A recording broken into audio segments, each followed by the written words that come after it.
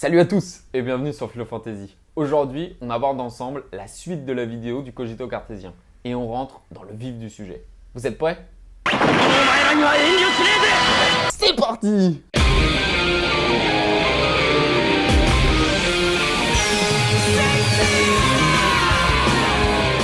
Le chemin risque d'être long et escarpé, chevalier, avant d'atteindre le cogito. アテナは死ぬ。一刻も早く教皇の前たどり着かなくては。俺たちの中で一人でもいい。その一人がお嬢さんを救うんだ。Il nous faudra parcourir les différentes étapes du raisonnement cartésien, de même que Seiya et les chevaliers de bronze ont dû parcourir les maisons du zodiaque pour sauver Athéna.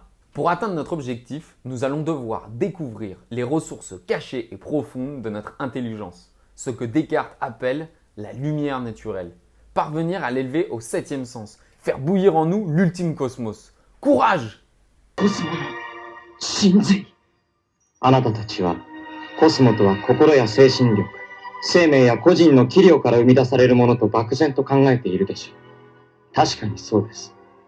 しかし突き詰めていけば、究極のコスモの正体とはセブンセンシズ。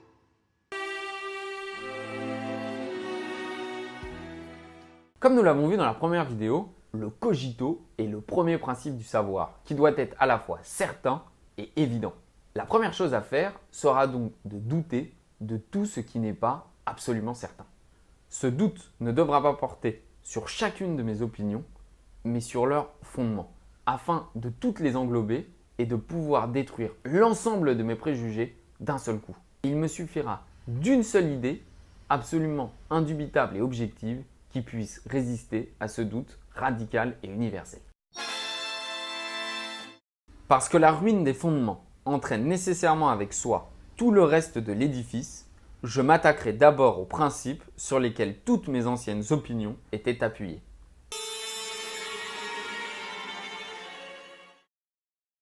Ce qui dans un premier temps peut me sembler certain, c'est ce que je perçois par mes sens. C'est en tout cas à cette perception sensible que j'adhère naïvement dans ma vie quotidienne. Pourtant, à la réflexion, je sais que mes sens m'ont déjà trompé par le passé. On peut penser par exemple au soleil que je vois tout petit alors que l'astronomie me dit qu'il est immense. Les sens ne semblent pas toujours me donner une image conforme à la réalité. Or, il n'est pas prudent de se fier à quelque chose qui m'a déjà trompé par le passé. Dois-je pour autant en conclure que le monde extérieur est une illusion? Si je réponds par l'affirmative à cette question, je risque fort d'être pris par les autres pour un fou. Ce n'est pas en effet parce que mes sens me trompent quelquefois que l'ensemble du monde doit être tenu pour une illusion. D'autant plus que, malgré le caractère faillible, le caractère imparfait de ma perception, nous arrivons tous plus ou moins bien à coexister ensemble. Ce qui semblerait confirmer qu'il existe bel et bien un monde qui nous est commun. Alors Descartes me fait remarquer une chose. Lorsque je rêve, je crois souvent à mon rêve comme s'il était quelque chose de réel. Et après tout, pourquoi ce sentiment que j'ai de la réalité, lorsque je me dis éveillé, ne serait pas finalement un sentiment trompeur? N'ayant pas de critères objectifs permettant de distinguer la veille du sommeil, sinon un simple sentiment subjectif, je préfère me dire pour le moment que je suis finalement toujours endormi et qu'ainsi, jusqu'à preuve du contraire, mon existence entière et le monde qui l'enveloppe n'est qu'un rêve. Supposons donc maintenant que nous sommes endormis et que toutes ces particularités-ci, à savoir que nous ouvrons les yeux, que nous remuons la tête, que nous étendons les mains et choses semblables, ne sont que de fausses illusions. Et pensons que peut-être nos mains ne sont pas telles que nous les voyons.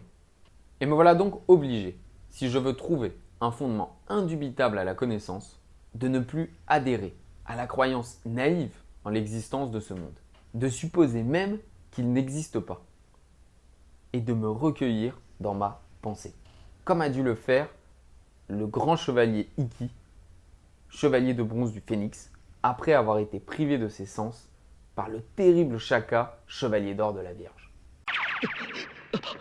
なんだこれは。手が、いや腕が、足が全身しびれていく。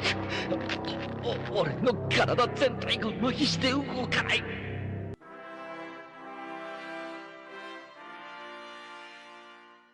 Par contraste avec les choses sensibles, il n'y a pas de raison de douter de ce qui émane de mon intelligence, de ma lumière naturelle. En effet, que je dorme ou que je veille, lorsque je dis que 2 plus 2 est égal à 4 ou que le triangle est une figure à 3 côtés, je suis comme traversé par une sorte d'évidence, une sorte de lumière que personne de raisonnable ne saurait remettre en question. Pourquoi alors ne pas s'arrêter là et en conclure que le premier principe du savoir, ce sont les idées de mon esprit, qui semblent ne susciter aucun doute. L'arithmétique, la géométrie et les autres sciences de cette nature contiennent quelque chose de certain et d'indubitable. Car, soit que je veille ou que je dorme, 2 et 3 joints ensemble formeront toujours le nombre de 5 et le carré n'aura jamais plus de 4 côtés.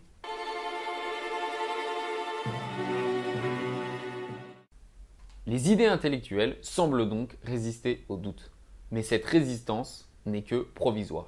Car je dois vraiment rompre avec tous mes préjugés, jusqu'à la racine même de mes croyances et de mes opinions les plus fortes. La clarté de mes idées ne suffira pas. Je vais alors radicaliser encore plus mon doute et faire l'hypothèse audacieuse de l'existence d'un malin génie.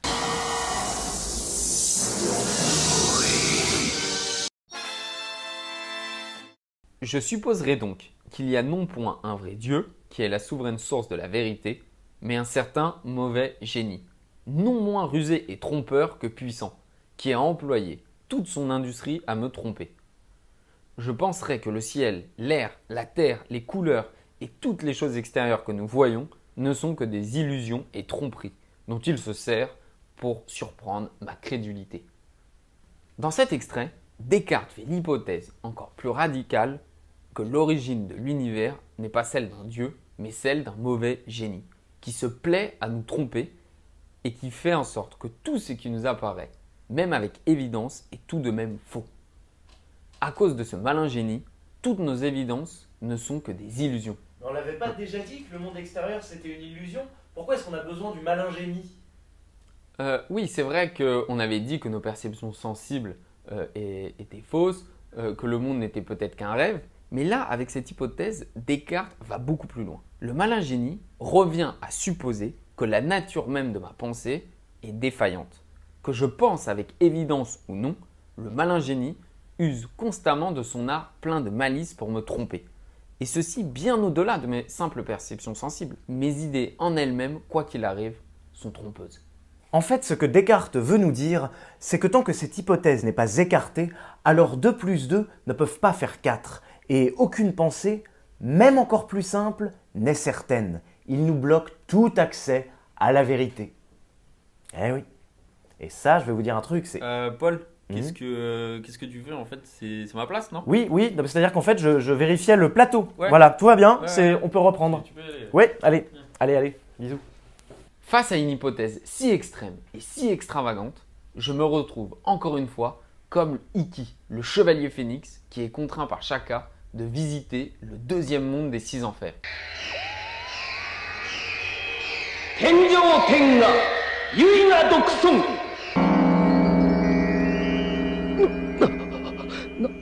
なんだこれは。陸道輪廻。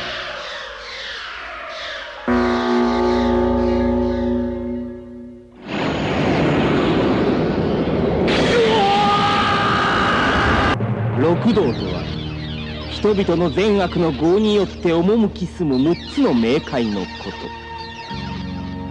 と。まず地獄界、火の海、血の池、針の山、尽きることのない断末魔の恐怖。ここに落ちた者は未来永劫を果てることなく苦しみもだえる。第2は餓鬼界、体は骨だらけ、腹だけが膨れ上がり、常に食べ物を求め、死肉さえも食らい尽くすむさぼりの日々が続くガキ道に落ちた者たちの世界。En effet, de même que dans ce monde des enfers, aucune nourriture, quelle qu'en soit sa quantité, ne peut apaiser ma faim, avec le malin génie de Descartes, aucune pensée, quel que soit son degré d'évidence, ne peut atteindre la vérité.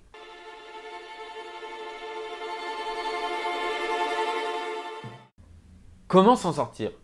Si je ne trouve pas de solution, si je n'arrive pas à vaincre le malin génie, alors je serai condamné jusqu'à la fin de mes jours à n'avoir que de simples croyances sans aucune science véritable, ou encore à suspendre mon jugement sans avoir aucune certitude. Autrement dit, disons-le clairement, si je ne trouve pas de solution, je me retrouve piégé dans un cercle vicieux sceptique. Je veux savoir, mais je ne sais rien, car le malin génie me trompe. Oui, mais je veux savoir. Et non, je ne sais rien, car le malin génie me trompe.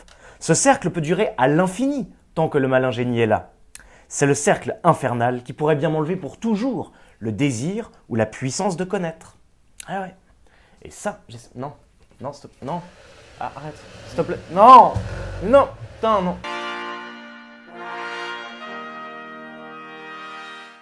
Certes, comme vient de nous le rappeler Paul, pour l'instant, il y a un malin génie. Tant qu'il est là, aucune de mes pensées, aussi évidente soit-elle, ne peut être considérée comme vraie. Mais alors, faut-il en rester là et tout abandonner? Ne vous inquiétez pas, il y a une solution et c'est Descartes évidemment qui nous la donne.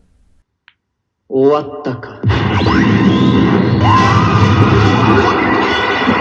れは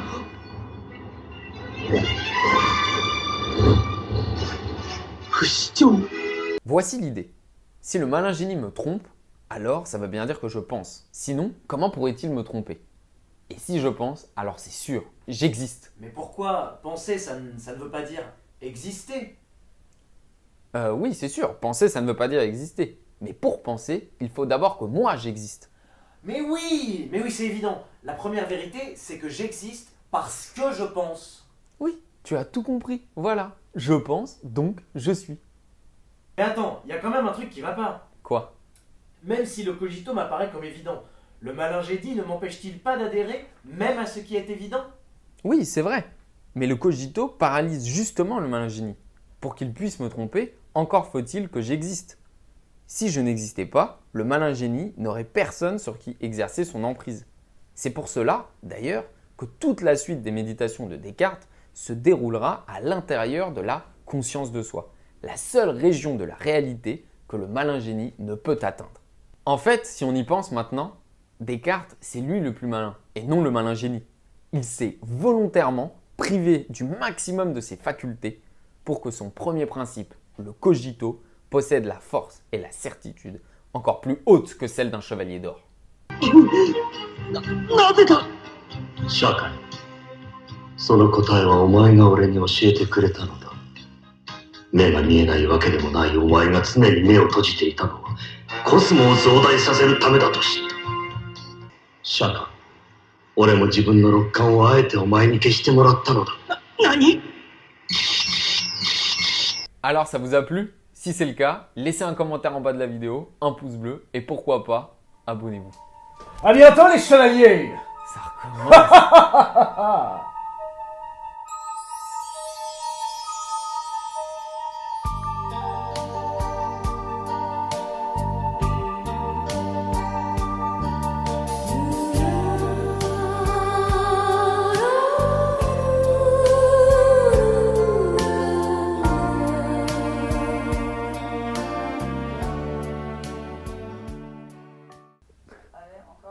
C'est parti! Alors c'est parti! Encore plus fort. Fais-le, vénère, vraiment. Alors c'est parti! Pas mal. Alors c'est parti! J'ai mal.